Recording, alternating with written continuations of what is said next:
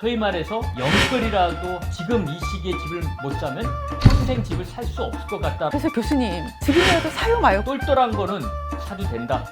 똘똘한 데가 어딘데요? 술세권, 역세권, 학세권, 초품화 돈이 없으시지 않습니까? 그러시면은 그 돈에 맞춰서. 근데 한 가지 걱정되는 게 부산이 사실 조정지구에서 풀린 지 이제 1년 됐나요? 1년 조금 넘었습니다. 작년 그쵸. 11월 8일이었으니까요. 그렇죠. 근데 지금 다시 청와대 청원까지 올라갔어요. 다시 그렇습니다. 묶어달라고 막 네, 있는데 네. 가능성 있지 않습니까? 예, 일단은 뭐 결론적으로 말씀드리면 제 개인적인 생각으로는 재지정될 가능성이 크지 않겠나. 그 지정에 대한 기준은 두 가지 기준으로 합니다. 정량적인 기준. 이 정량적이란 말은 수치, 뭐 집값이 얼마나 올라갔느냐, 경쟁률이 얼마나 높았느냐를 가지고 얘기하는 이 정량적인 기준은 보도에 나오는 바와 같이 이미 우리 부산의 일부 해당 지역의 경우는 정량적인 기준에 도달을 했다라고 이야기를 하고 있고요. 또 한 가지 판단 기준은 정성적인 판단이 있는데 이거는 말 그대로 지정을 할까 말까? 이건 정책 결정자의 판단입니다. 그런데 이 정성적인 판단이 상당히 애매모호해지고 있는데 왜 그러냐면 부산에 내년 4월 달에 시장 선거가 남아져 있습니다. 그래서 지금 정치권에서는 여당 야당이 한번 해볼 만하다라고 이야기를 하고 있는데 지금 규제 지역을 재지정하게 되면은 그 표가 얼리 갈지, 지정에 찬성하신 분이 얼리 갈지, 지정에 반대하신 분이 표가 얼리 갈지에 대한 고민을 정부에서 많이 하고 있는 듯 해 보이고요. 또 한 가지는 방금 말씀하셨지만 아니 지정된 지 1년밖에 안 됐는데 또 지정을 해? 뭐 이렇게 정책의 일관성이 없어? 뭐 왜 이렇게 이랬다 저랬다 해? 라고 하는 이야기를 또 들을 가능성이 있지 않겠나라는 걱정 때문에 이 정성적인 기준에 의해서 지정 여부가 조금 변수가 있을 수 있다.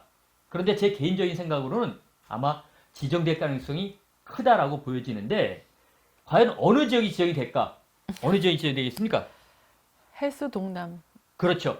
해수 동남 크게 묶으셨는데요. 해수 동남 지역 중에서도 동 단위로 지정할 가능성이 크다. 이미 서울과 수도권, 그 다음에 천안 지역 쪽에서 동 단위로 묶었던 사례가 있거든요. 네. 그래서 해운대구 지역 중에서도 한 2개 내지는 3개 동이 가능성이 있고요. 그 다음 수영구 중에서도 1개 내지 2개 동, 예, 동래구 지역 쪽에서도 1개 내지는 한 2개 정도, 남구에서도 1개 정도가 지정되지 않겠는가라고 제 개인적으로 생각을 하고 있습니다. 그러면 이 핀셋 단위의 규제를 하겠다는 거잖아요. 네, 해운대구, 동래구, 수영구, 남구에서 몇 개 동식을 지정할 가능성이 많은데 말 그대로 핀셋 규제가 될 가능성이 있고 그러면은 그 옆으로 풍선 효과가 번져나가지 않겠는가. 해운대구에 2개 내지는 3개 동을 지정했는데 나머지 동으로 가격이 확산되지 않겠는가. 그럴 가능성이 있긴 하지만 그 확산된 지역의 주택가격이 과연 얼마나 올라가겠는가. 또 올라갔다 하더라도 거품이 꺼질 가능성이 있고요.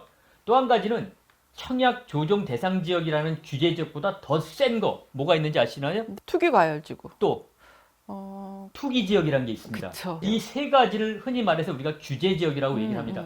뭐라고요? 투기 지역, 청약 조정 대상 지역, 투기 과열 지구 이 세 가지를 하는데 서울과 수도권 청약 조정 대상 지역이 제일 약한 규제라고 보여지는데 이거보다 더 센 투기 지역, 투기 과열 지구로 묶어놨습니다. 이미. 그런데도 올라갈 만한 곳은 계속 올라갑니다.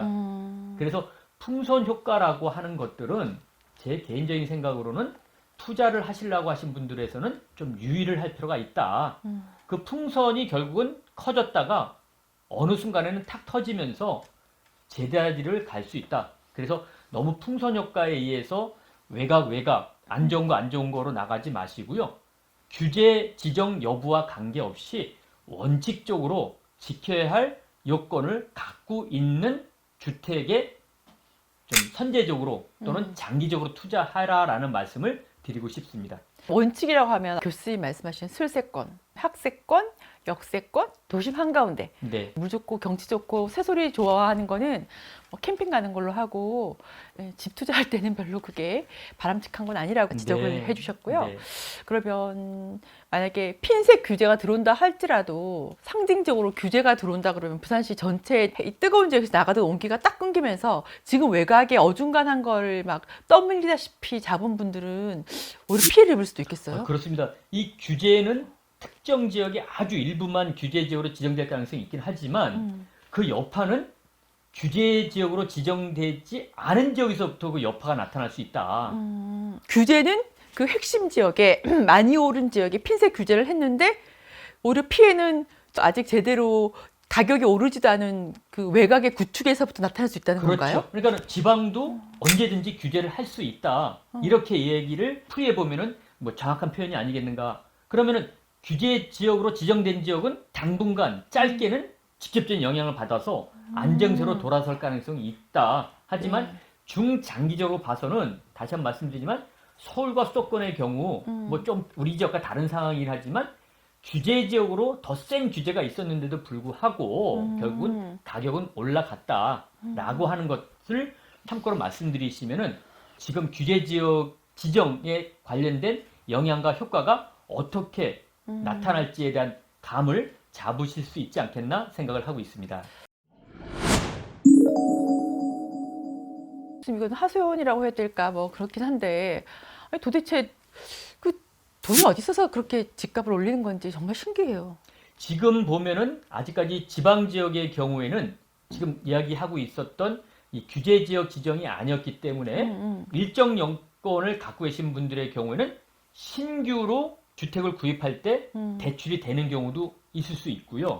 그 다음에 또 꼭 주택담보대출이 아니더라도 지금은 조금 막히긴 했지만 신용대출도 상당히 많이 됐었죠. 그 다음에 뭐 영끌이라는 목적이 딱 맞을 정도로 뭐 마이너스 대출까지 쓰시는 분들이 많이 계시는데 결국 저금리 때문에 다 끌어 모아서 집을 사더라도 괜찮다라는 생각을 가지신 분들이 많진 않지만 그분들이 특정 지역으로 몰리면서 가격이 올라갔다.